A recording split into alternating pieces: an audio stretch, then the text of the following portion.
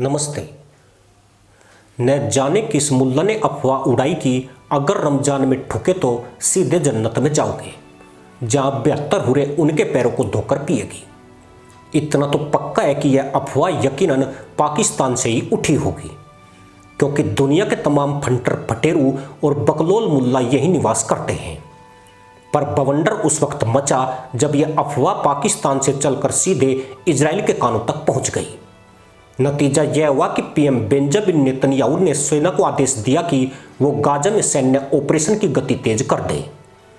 इसके बाद आईडीएफ ने ऐसा कहर बरपाया कि सैकड़ों लोगों ने हुरों के तबेलों में खलबली मचा दी।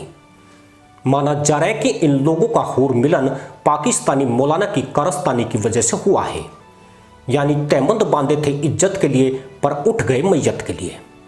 खबर है कि कई गाजी अब सोशल मीडिया पर उस मौलाना की तलाश में है जिसकी एक बक्कड़बाजी से कईयों का गेम ओवर हो गया। इधर यूक्रेन रूस के बीच 1 महीने के लिए सीज फायर की घोषणा हुई, उधर इजराइल ने सीज फायर समझौता खत्म कर दिया। इन दोनों ही घटनाओं में मुसलमान आतंकवादियों का पहलू छिपा है। पहलू यही कि अगर इजराइल को मुसलमान आतंकियों से सुरक्षित करना है तो पश्चिमी ताकतों को पूरा फोकस गाजा पट्टी पर करना पड़ेगा। इसी के मद्देनजर अमेरिकी राष्ट्रपति डोनाल्ड ट्रंप यूक्रेन और रूस में सुलह कराने की कोशिश कर रहे थे। फिर जैसे ही पुतिन की तरफ से युद्ध रोकने की सहमति प्राप्त हुई, इजरायली सेना ने गाजा पट्टी में भीषण बमबारी शुरू कर दी। अब कई मुल्ला मुल्कों के तोते उड़े हुए हैं। तोते ही नहीं, तहमद और टोपी भी बिना हवा के उड़ गई है। हमास जैसे दुर्दांत आतंकवादियों का समर्थन करने वाले मुस्लिम देश धूर्त मुल्ला पॉलिसी के क्रियान्वयन की तैयारी कर रहे थे, पर इजराइल ने उनकी सारी चालों पर पानी फेर दिया। दरअसल दुनिया में जितने भी फंटर इस्लामिक देश हैं, इनमें किसी के पिछवाड़े में इतना दम नहीं जो वो गैर इस्लामिक देश से एक सीमित जंग भी लड़ सके। पाकिस्तान का उदाहरण तो दुनिया के सामने है, जिसने भारत से 4 युद्धों में तशरीफ इस तरह तुड़वाई कि अब कोई दूसरा ही उसके पिछवाड़े को सहारा देकर सीधा करता है।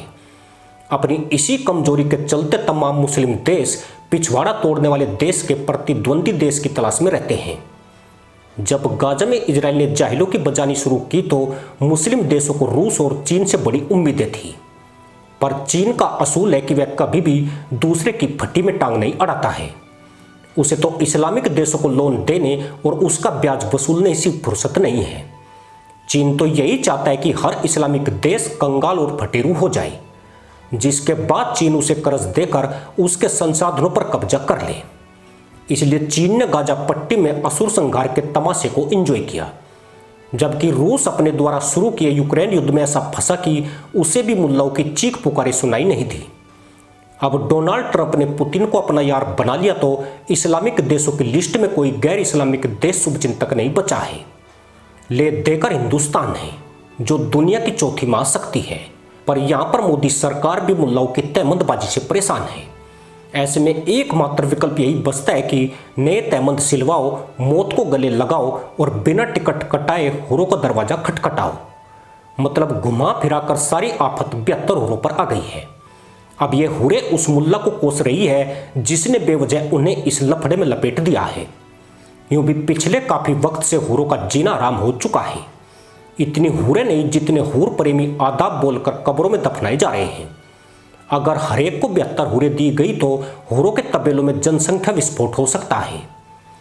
पर पाकिस्तानी मुल्ला की अपनी हरकतों से बाज नहीं आ रहे हैं। रमजान में जान निकलने से 72 हुरे मिलेगी, इस राज को उजागर करके उन्होंने जन्नत में भी आपातकाल जैसे हालात बना दिए हैं। हुरों के लिए बड़ी मुसीबत यह भी है कि दुनिया के तमाम इस्लामिक देशों में मुल्ला मरण चरम पर है।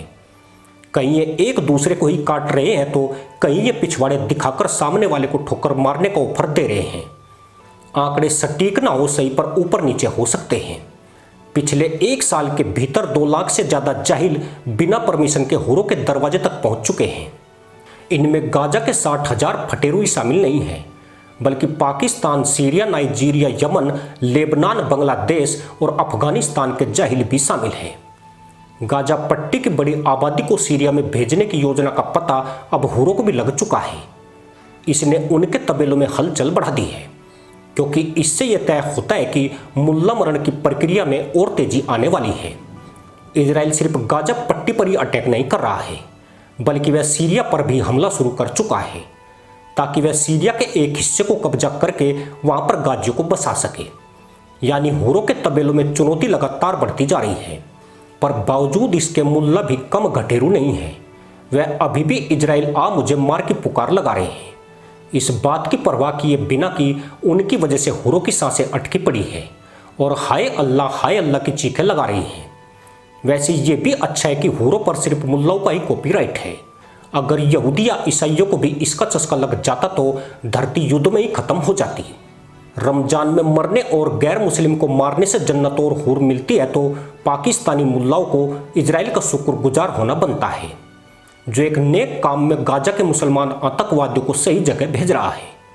पर एक सवाल अभी भी जवाबहीन है कि जब जन्नत और हूरें नसीब हो रही है तो इजराइल पर नरसंहार के ताने क्यों मारे जा रहे हैं। उसे तो तमाम मुल्लाओं द्वारा कोई पुरस्कार देने की जरूरत है, क्योंकि आज की दिनांक में हूर दर्शन कराने में इजराइल सबसे बड़ी गारंटी है। इसी के साथ अनुमति दोस्तों, जय हिंद, वंदे मातरम।